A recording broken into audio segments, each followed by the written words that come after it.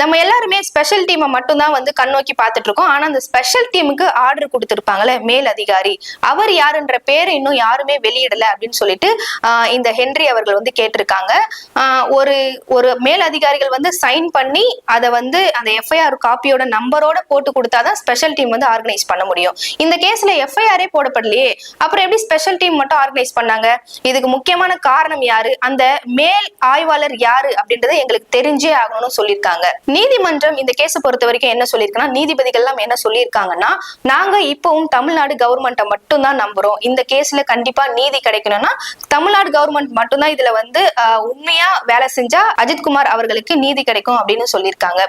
மத்த கேஸ் போல இல்லாம யாரும் போலீஸ்க்கு பார்ஷியாலிட்டியா வேலை செய்யாம இந்த அஜித்குமார் கேஸை பொறுத்த வரைக்கும் வருகின்ற 8ஆம் தேதி வரைக்கும் டைம் இருக்கு. அதுக்குள்ளேயே எந்த மேல் அதிகாரியாக இருந்தாலும் யாரு தவறு செஞ்சிருந்தாலுமே பார்ஷியாலிட்டி பார்க்காம தவறு செஞ்சவங்க இவங்க தான் அப்படின்னு சொல்லிட்டு போலீசார் வந்து கை காட்டி அவங்க யாருன்னு சொல்லிட்டு நீங்க சப்மிட் பண்ணியே ஆகணும் அப்படின்னு சொல்லிட்டு நீதித்துறை வந்து வெளியிட்டு இருக்காங்க. இது ஒரு புறம் இருக்க,